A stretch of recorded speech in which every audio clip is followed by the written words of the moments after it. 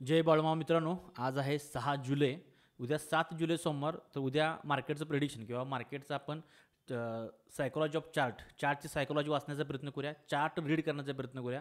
चार्टची मानसिकता समजून घेण्याचा प्रयत्न करूया. त्यातून आपल्याला बऱ्यापैकी उद्या कुठल्या ठिकाणी पोझिशन आपण घेऊ शकतो यातून कळेल. आणि आज आपण निफ्टी, बँक निफ्टी, हे निफ्टी चार्ट रीड करणं अत्यंत गरजेचं आहे. आणि ती जर तुम्ही स्किल डेव्हलप केलं तर तुम्हाला बऱ्यापैकी चांगलं नाही 100% चांगले रिझल्ट बघायला मिळतील. आता हा आहे निफ्टी 50चा चार्ट. काल जे आपण प्रेडिक्शन केलं होतं जर तुम्ही बघितलं तर काल एक्झॅक्टली त्या लेवलपासून मार्केटनं इन्स्टावर ते सगळे व्हिडिओ तुम्ही बघू शकताय. मार्केटनं आपल्याला रॅली दिलेली दिसते. ठीक आहे. तर आता उद्या काय होईल, क्लिअर इथं दिसते. आता फक्त जर कालच्या चार्टचं जर आपण वाचण्याचा प्रयत्न केला तर मी नेहमी तुम्हाला सांगतो की चार्टमध्ये जे आहेत त्या कॅन्डलस्टिक असून देत किंवा कुठले चार्ट पॅटर्न असून देत किंवा काही जरी असलं तर ते सेकंड टाईमला वर्क होणार आहे. फर्स्ट टाईमला मार्केटमध्ये वर्क होणार आहे ती मार्केटमधील ट्रेडरची सायकॉलॉजी, चार्टची सायकॉलॉजी ती ओळखणं गरजेचं आहे. कारण मार्केटमध्ये बायर आणि सेलर दोनच घटक आहेत. मग बायर कुठं बसलेत, सेलर कुठं बसलेत आणि त्यांची पोझिशन कशाप्रकारे क्लोज होणार आहे किंवा ओपन होणार आहे, प्रॉफिट बुकिंग कशाप्रकारे होणार आहे किंवा स्टॉप लॉस कशा प्रकारे क्रिएट होणार आहेत आणि हंट पण होणार आहेत. ह्या गोष्टी जर समजून घेतल्या की सोपं जाईल. ठीक आहे. काय झालं, मार्केटनं तर वर ओपन झालं. इथे जे बायर होते त्यांनी प्रॉफिट बुकिंग केलं.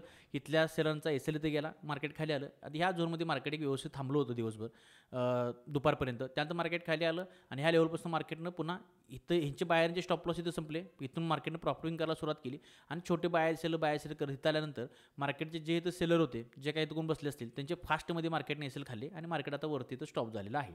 ठीक आहे. आता आपल्याला उद्या आपण काय करायचं आहे, तर उद्या आपण काय करायचं आहे, आता 3मध्ये मार्केट 3 कंडिशनमध्ये ओपन होते. मार्केटचं ओपनिंग किंवा ओपन होण्याच्या पद्धती जर समजून घेतल्या पाहिजेत.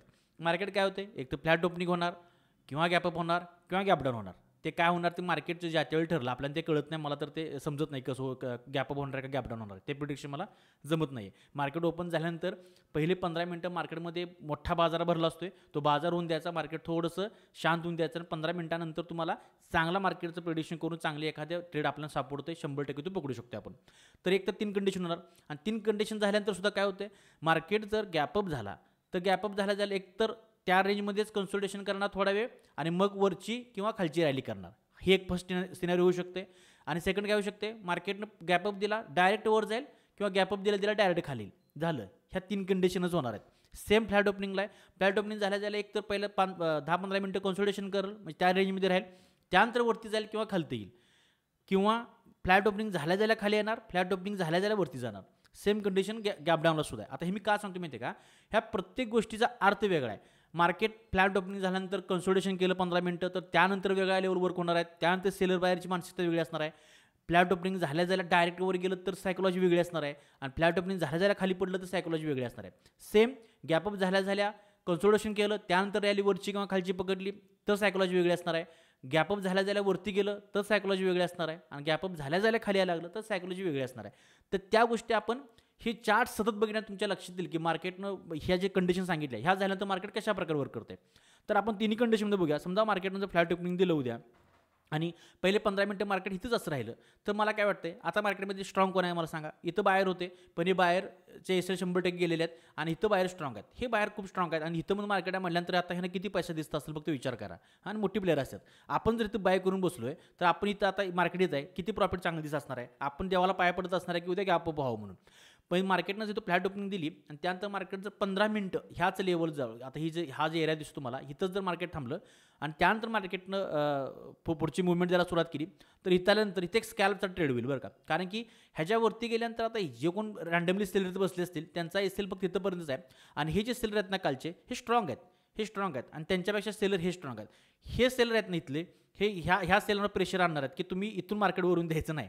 आणि हे सेलर ह्यांना माहिती आहे जर मार्केटने ह्याला ब्रेक केलं तर आपला कार्यक्रम होणार आहे. त्यामुळे मार्केटला इथं हे दोन्ही हे पण सेलर आणि हे पण सेलर इथून जोर लावणार आहेत मार्केटमध्ये, ह्यात काय डाऊट नाही आहे. ठीक आहे.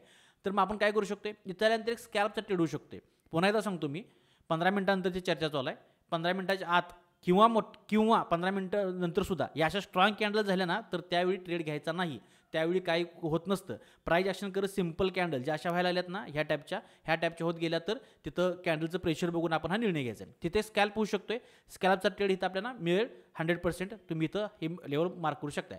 आणि मार्केटनं समजा स्ट्रॉंगली ह्याला ब्रेक केलं तर वर जाण्यात काय मार्केटला जास्त पॉईंट नाही. हे सेलर आहेत, हे सेलर इथून मार्केटला मधून कुठून तरी प्रेशर देऊन खाली पाडू शकतात, पण आधीमध्ये ट्रेड घेण्यात काय पॉईंट नाही आणि घुसू नये, मग नाहीतर ते बेकार अडकते. त्यानंतर मी ह्या लेवलचीच वाट बघीन आणि ह्या लेवलला मार्केट कंटिन्यू राहील असं करत गेलं तर इथं लक्षात फक्त घ्या ह्या बायरांचा, इथून आलेल्या बायरांचा, इथून हे इथनं ब्रेक केलेल्या लेवलच्या बायरांचा प्रचंड मोठा प्रॉफिट इथं असणार आहे.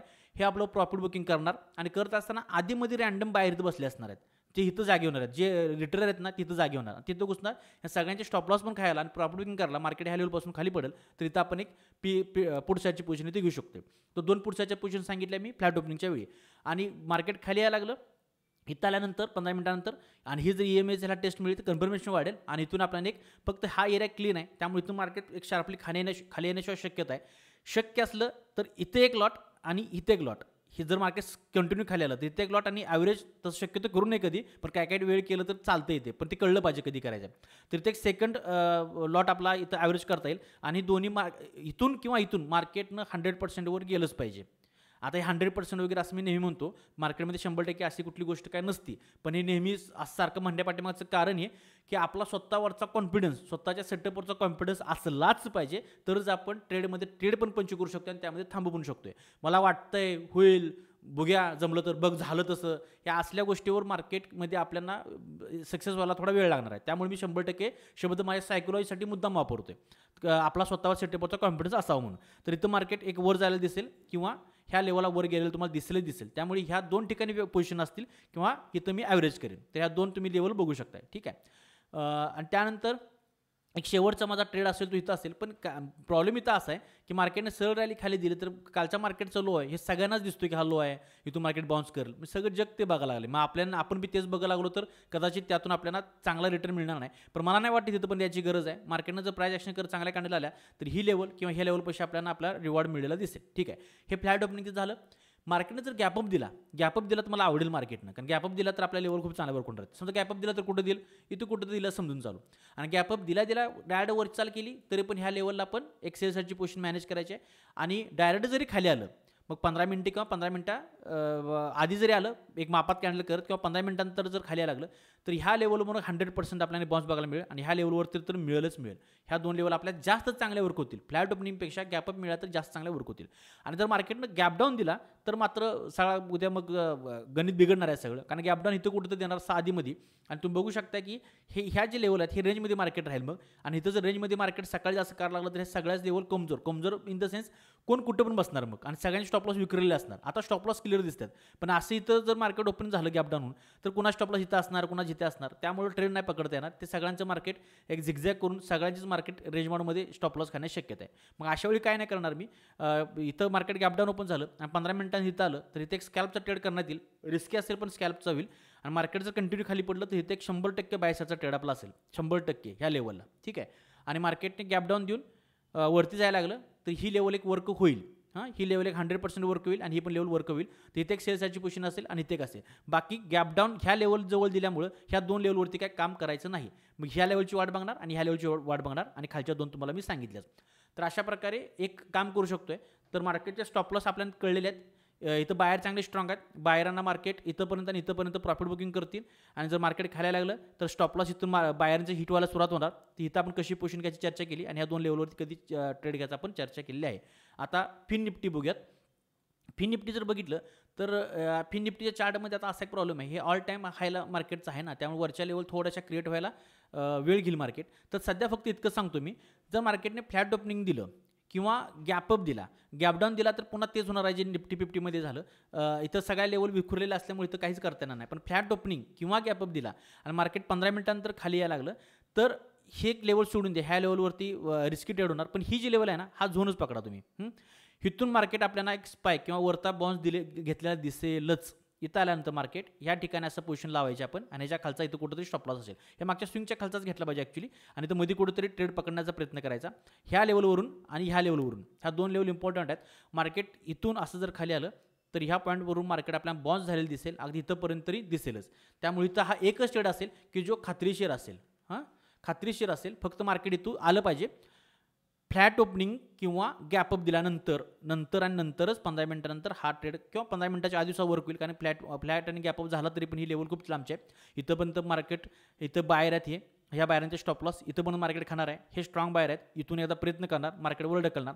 आणि जे रँडमली इथं स्टॉप लॉस हंट पण झाले आणि स्टॉप लॉस हंट करत इथं आल्यानंतर त्यांना माहिती आहे की जास्त पण खाली आपल्याला जाता येणार नाही, तर ह्या लेवलपासून मार्केट प्रॉफिट बुकिंग करायला सुरुवात करेल, जे सेलर इथं बसणार आहेत ते. ठीक आहे, त्यामुळे ही लेवल पक्की लक्षात ठेवा. इथून मार्केट वर जाताना दिसेल फिन निफ्टीमध्ये. आणखी एक फिन निफ्टीमध्ये मला एक सिनारिओ दिसतोय, तो म्हणजे तुम्ही बघितला तर एक चांगली ट्रेड लाईन मार्केटमध्ये वरून येत आहे इथं.